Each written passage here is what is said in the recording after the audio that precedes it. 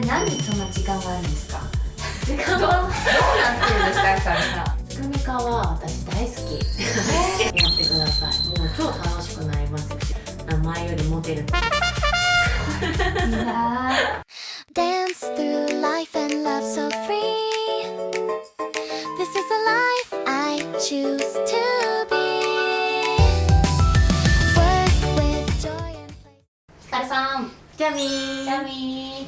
ひかるさん、今日も相談があるんですけど、なんでしょう。ひかるさんってママをしながら3事業も運営してますよね。毎朝ライブ配信して、フォトちゃんの代表もやって、写真講座もやって、 YouTube もやって、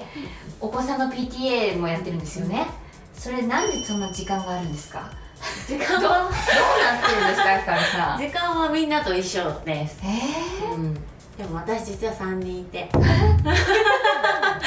と2人が働いててなわけないんですけど、そういや一緒なんですよ、時間はね。本当になんでそんな風になってるのか知りたいです。でめっちゃ聞かれます。うん、教えてください。寝てますかみたいな。寝てます。寝てます私もなんか娘3歳で1人いるんですけど、育児やって仕事なんてひかるさんみたいにいっぱいやってないですよ、なのにもういっぱいいっぱいで全然時間がないんですけど、何が違うんですか、ひかるさん。その時間が余裕がある人とない人って何が違いますか？なんかね、この生産性が悪いわけですよね。そう時間がない人、で時間がある人は生産性があって全てがこう順繰り回っているのかなって思うんですけど、私が思うポイントをね3つ今日紹介したいなって思います。教えてください。はい、まずね1つ目は物を減らす、はい、で2つ目は仕組み化をする、で3つ目はタスクをためない。もうこれに尽きる。なんか耳が痛いです。もう耳が痛い。へえ。物を減らすって何を減らしたらいいですか？まあ何でもそうなんですけど、お家の中を見回した時にいらないものがある人っていっぱいいますよね。あります。あれって目に入っただけで情報を脳みそが勝手に処理しちゃうんですって。そうだからもう使い道が決まっているもので1個あればいいものは1個だけでいいし、何個もなくていいんですよね。そうでそれがもう全部のところで起こっていると、その都度どれにしようって考えるし、捨てなくちゃいけないものが置いてあるとか、まだ処理をしてない何か書類とかがそこにあったりすると、目に入っただけで今やらなきゃいけないことに覆いかぶさって、あ、これやらなきゃいけないんだったとか、あ、これ今どれを使おうで選んだりだったりとか、そこで脳みそがねこうぐちゃぐちゃにされる感じがあるんですよね。なので私はできるだけ物を減らして、もうその選択肢を狭めるで、自分の脳みそを無駄に使わないっていうようにしています。確かにどこでもらったかわかんないボールペンが何十本もあります。仕事上もそうだし、その部屋の中、作業する場所のものっていうことですね。そうですそうです。お家もそうだし、職場もですね。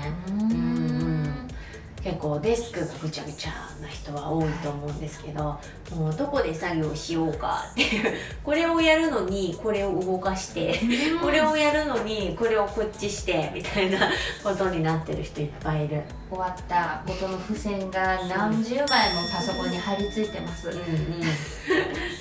徹底的にこれ減らすだけでめっちゃ時間増えます。2個目の仕組み化をするってなんか難しそうなんですけど、何をしたらいいですか？仕組み化は私大好きですけど仕組みを作れる人っていうのは無駄がないんですよね。で反対に仕組みを作れない人っていうのは同じこと何回もやるので無駄ばっかりなんですよね。でその違いです。で私は同じこと何回もやるの嫌だし、一回聞いたことを相手にもう一回質問するののも嫌だし、あれがないって言ってそのデータを何回も探したりっていうのも嫌なので、パソコンの中でも何がどこに入っているのかっていうのを分かるようにしておくし、一緒にチームで動いている人がどこにこれありますかとか聞いてくれるのも嫌なので、もうここにありますっていうのを明確にしておいて、誰もがそこに届くようにしておく。で、会議をしたらみんなで1個のドキュメントを見て、決まったことはそこに全部書いておいて、じゃあ次の会議までに誰々さんは何々をしてきますっていうことも書いておく。そうすると次に会った時にちゃんとみんなの意識が伝わっているので、相互なく、認識の相互がなく会議がまたできる。たまになんかマイメモマイメモ聞くんですよ。はい、なんかそれぞれ会社でレジュメが配られて、そこにみんながボールペンでメモしていくっていう方式でやってたりしました。でもやっぱりなんかニュアンスが違ったり感じ方が違ったりすると、それぞれ書いてるものが違っちゃって、次の週にあれこれどうだったっけっていうその確認共有みたいな時間が生まれちゃうんですよね。そう最悪ですよね。そうだからうちのチームは本当にそれ許さないのでこの間そこ通ったよね、その話したよねっていうのはもうないです。で、その次のミーティングまでにやらなきゃいけないことをやってない状態だとまずいので、それを達成するために分かんないことがあったりとかあれば、先にチャットでやり取りをしてクリアにしておいて、で次の会議に臨む。全部じゃあオンライン上で完結して、そこでもう瞬時に済んじゃうっていう仕組みですね。だからどっかでイベントやろうってなった時も、イベントの下見に行ったらもう直接 Google のフォルダに下見のフォルダを作って、でもう写真撮ったらそこにそのままアップされていく。で、行ってない人もそれを見られるっていう状態にしておくっていうのが常になってます。いちいち写真を全部ギガファイル便で上司に送るとかっていうのはないんですね。ないです。で、まだ開いてもらってないよとか待ちの時間があるじゃないですか。ダウンロード期限切れちゃったからもう一回送ってみたいなのもないんですね。そういうのが積み重ねで同じこと何回もしておきながら時間ないってみんな言っているんですよね。そうで、結構仕事はそうだし、明確だし、お友達とのやり取りの中でもなんか写真送ったけど写真の保存期限切れちゃったとかも嫌だから、絶対アルバムに入れるようにしたりだったりとか、あとは1回行かしてもらったお家の住所はノートに入れて、 LINE のノートに入れて、また聞かなくっていいようにしたりだったりとか、そういうことを心がけて本当に仕組みにしていますね。お友達の住所とかも年賀状シーズンになると毎回聞いてました。年賀状もういいよね来年もよろしくねで終わりたいやつですよね。そうですね面白い。本当ですね。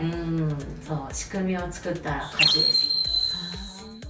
あともう一個はタスクをためないっていうことですね。そう私のYouTube のライブでね、もうなんていうんですか、用語ができてるんですけど、お刺身っていう言葉がお刺身そうタスクが生まれたらその瞬間に処理をすると最高に美味しい、気持ちいい。そうでも例えば届いた書類、返送しなきゃいけない、やらなきゃってずっとこの辺に置いておいて、でそれがねどんどん腐っていくんですよ、お刺身のように。でどんどんやりたくなくなっていくんですよ。そうでなんとか期限ギリギリにやった時には何か思い出しながらやって時間かけてなんとかやってるから全然気持ちよくなくて全然美味しくないでしょっていう、それがお刺身の方式でそれの元になってるのがピッパの法則っていう、北の達人コーポレーションの木下社長っていう有名な方がいるんですけど、その方がいつもねタスクが発生したらピッパって動いてその時にやりなさいと。でそのやってる時間が今ないんだったらいつやるのかを決めなさいという教えがあって、で私はそれにかなり衝撃を受けて、いつ何時何分にやるのかを決めるんですよ、それを。それを常々やっていくと、もうタスクまみれで何をからやればいいかわからない今日はどこから手をつけようっていうことがなくなりましたね。なるほど、タスクまみれになってました。なってますよね。そうもうずっとやんなきゃいけないけど、特になんか期限が曖昧なものとかはうんずっと放置しがちで、放置すればするほど明日でいいかな明日でいいかなってなってずっとやらないずっと積んでやるっていう状況でしたね。そうそう。でも私もね昔そうだったんですよ。だから子供が生まれる前に独立をして自分で仕事を始めて、でスタジオを構えた時も忙しい忙しいってずっと言ってて、今の何倍も時間があるしでも事業は一つだけだしっていう時もこの3つが全然できてなかったんですよね。でつどつど選ぶし、仕組みできてないから同じことをやるし、来たタスクを腐るまで放置しておくしっていう今と真逆だったので、これがね1個でもできればもうものすごい2倍、2個できたら4倍6倍みたいな感じになってきますよ。なるほど、じゃあ今ちょっと生産性が上げられてないなって人はこの3つをやったらものすごく仕事ができるようになっちゃうわけですね、絶対やってください。もう超楽しくなりますよ仕事。仕事が楽しくなるんですか、仕事も生活も楽しいんです、なんていうの、いいなもっとこうやったら楽なんだ、もっとこうやったら自分も相手も快適なんだ、そして爆速で進むんだってなるので、そう最高です。すごいな、なんか仕事が楽しいって思えるのはめちゃくちゃいいですよね。いやもう楽しさしかなくって、でなんかうちのチームに来てくれた方で一番最初に言ってて印象に残ってるのが、なんでこんなに物事が早く進むんですかって言っていた方がいて、今までいた会社はもう一つのことをやるのに何ヶ月もかかったんですって。でさっきの多分マイメモで会議の時にそれぞれが把握してきたことをまた持ってきて、何が進んだんだろうみたいな、そんな退屈な日々だったのが、なんかここに来たら1日でバッと決まったことが1週間でうわっと動き出して何ですかって言われました。すごいですね、それだけそうだからね、普通っていうのがないのでどこを行ったらいいかわからないですけど、常にそういうことを考えてブラッシュアップしてるので、うちのチームはめちゃくちゃ早いです全て。すごいですよね、なんかすごい勢いでいろんな事業も拡大していって。そうなんですよ。でもやっぱり私がこの何ですか、この感じでやってるからみんなにそれが浸透していって、何回も同じことしてたらやばいぞみたいななんとなく記憶でぼんやりやってたらまずい、ちゃんと記録しておこうとか、そういう風に仕組み化できているので、だからどこのチームも取り入れてほしい。本当ですね、今仕事つまんないなって思ってる人も絶対楽しくなると思います。すごい仕事が楽しくなる裏技ですね、はい、ありがとうございます、でもとは言っても例えばスケジュールしてた仕事にイレギュラーが出ちゃったりすることもあるじゃないですか、自分が思った通りにできないとか、自分が体調を崩してしまってしばらく働けなかったりとか、そういう時ってどうしたらいいんですか？それもこの3つができてるとリカバリーがめっちゃ早い。例えばお子さんがね体調を崩しちゃってもうちょっと2日間ぐらい手がかかりっきりで何もできないよっていう時も、その2日動けない後の代償がでっかいじゃないですか、だからしんどいんですけど、でも常にこの3つを意識してやっていると、そこまで痛くない。でもこれができてない状態で頭がパンクしている状態だと悲惨じゃないですか、そこにもう何も動けない2日が来てしまった時って恐ろしいんですけど、ちゃんと順序立てて整理していけるので、その状況はしょうがないから関連している方にお伝えをしてお詫びをして、それをちょっとずらしてもらうっていうことができるので、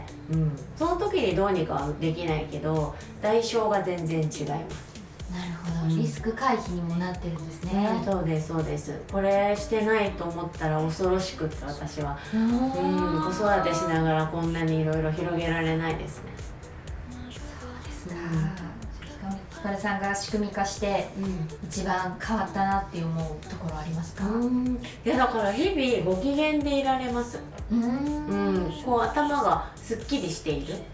もちろんパンクしそうなねやばい時もあるんですよ。イベントが重なっちゃったりとか、そういう時はあーやばいやばいってなって一生懸命整えるんですけど、このスタンダードな状態だったら基本的にこれをやって次これやってこれやってって頭の中でできているので、なんか余裕がない人って見てわかるじゃないですか。で自分のことでいっぱいいっぱいで人に気を使えないっていうところが全然変わったなって思うので、前よりモテると思います。いやー、なるほど。じゃあひかるさんがこれだけ育児も仕事もめちゃくちゃ楽しんで、すごい量こなしてるっていう秘訣はこの3つだったんですね。はい、やってみてください。やってみます。今日もありがとうございました。ありがとうございました。